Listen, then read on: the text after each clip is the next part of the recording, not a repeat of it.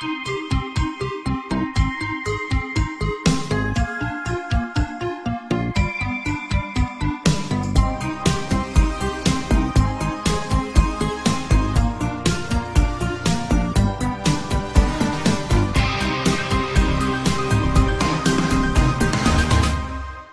Life and Times of Paul Bennewitz.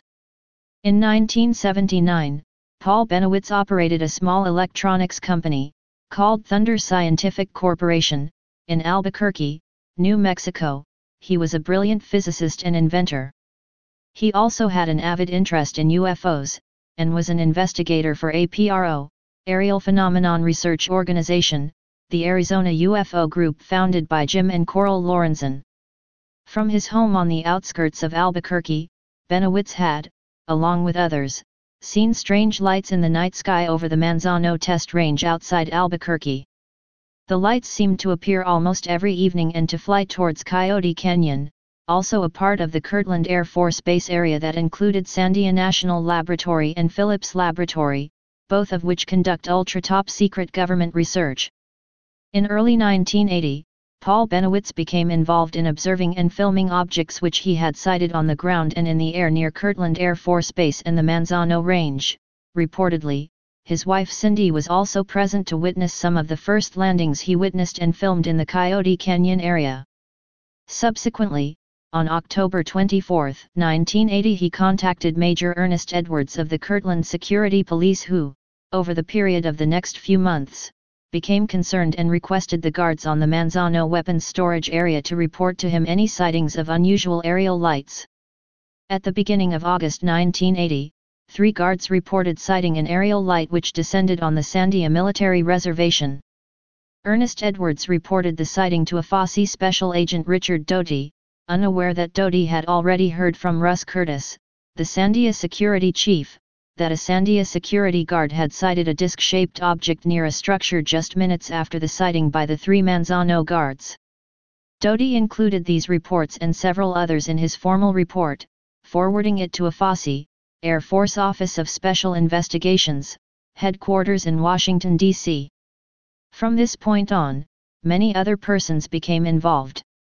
Bennewitz was called to a meeting at Kirtland AFB at which several major Air Force officers and Sandia personnel were present, including a brigadier general. Ernest Edwards has confirmed that the 3 guards under his command reported what was described, and that the meeting did take place. Richard Doty and Jerry Miller, scientific advisor for Air Force Test and Evaluation Center, Kirtland AFB, interviewed Bennewitz in his home on the edge of Manzano Base.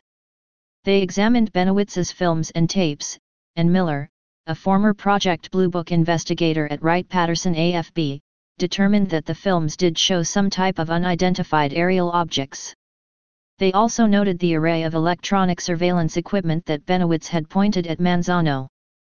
A Fosse declined to investigate further, but scheduled an inspection of Bennewitz's data by personnel at Wright-Patterson. A Fosse also did a background check on Bennewitz. There is a document signed by Thomas Aikset, commander of the base investigative detachment, to confirm this. Finally, there is the complete set of documents which were released by a Fosse headquarters under cover of the Department of the Air Force, relating to the described events.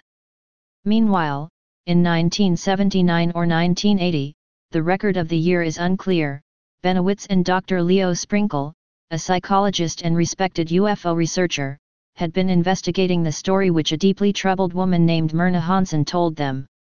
She claimed that she and her young son had seen a UFO while driving on a rural road near Cimarron, in northeastern New Mexico. With the patient's permission, Dr. Sprinkle began hypnotizing her, and over a 3-month period, Bennewitz and Sprinkle heard a very unusual story. Under hypnosis, Hansen said that not only had she seen several UFOs that day, but she had seen cattle being abducted, and she and her son had also been abducted by the aliens and taken to a secret underground base where they saw the cattle being mutilated and drained of their blood, and saw vats containing human body parts. She further said that some sort of implants were placed in the bodies of her and her son and that the aliens could control their minds through these devices. Bennewitz believed the woman's story, and he believed that it was connected somehow to the lights he was seeing over Manzano. He began filming the lights, amassing over 2,600 feet of film. He also came to believe that he could receive signals from the craft that he observed. He built antennae and receivers to receive low-frequency electromagnetic transmissions that he believed came from the alien craft. Bennewitz called his mission Project Beta. Those who have seen the films and heard the tapes of the low-frequency radio transmissions insist that there is no doubt that Bennewitz was filming and recording real phenomena. Taking a step that ultimately led to his later troubles, Bennewitz wrote a computer program that he claimed could translate the alien radio transmissions. He now came to believe that he was intercepting the messages that the aliens were transmitting to mind control devices such as those that Myrna Hansen claimed had been placed in her and her son. On November 10, 1980, Bennewitz presented his evidence again, this time to high-ranking Air Force personnel including Brigadier General William Brookshire. In the report of this meeting, it is noted that Bennewitz was advised to apply for an Air Force grant to study the phenomena.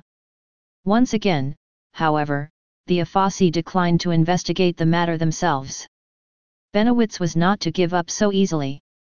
Besides the regular reports he was sending to APRO, he was contacting U.S. Senator Harrison Schmitt and Senator Peter Domenici, as well as other UFO investigators such as Linda Moulton Howe and John Lear.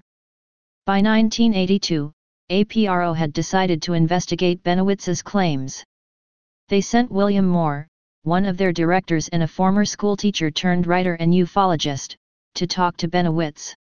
Moore had gained a degree of fame in the UFO field by co-authoring, with Charles Berlitz, the Philadelphia experiment and the Roswell incident. By now, Bennewitz's story had become quite complicated. He told Moore that the alien transmissions he had received indicated that two types of aliens had invaded the U.S., the peaceful whites and the evil grays. The Greys, who he said were responsible for cattle mutilations and the abductions of humans, had a treaty with the U.S. government that allowed them to build a secret underground base beneath Arculito Peak on the G. Carrillo Indian Reservation near Dulce, New Mexico. The aliens, however, were about to break the treaty. The already complex story gained an additional twist in that Bill Moore later stated in a public confession that he was recruited by someone with the code name Falcon to lead Paul Bennewitz astray by giving him false information. He claimed that he was given his orders by an AFASI agent, and that for 4 years, he was asked to feed disinformation, including the forged Aquarius document to Bennewitz. This disinformation included verification of Bennewitz's beliefs about the Greys and the underground base at Dulce. Paul Bennewitz gradually became more and more paranoid, claiming that aliens came through the walls of his house at night and injected him with chemicals. He began keeping guns and knives all over his house. Finally, he had to be hospitalized for exhaustion, and subsequently died on June 23, 2003. Stay paranoid, my friends.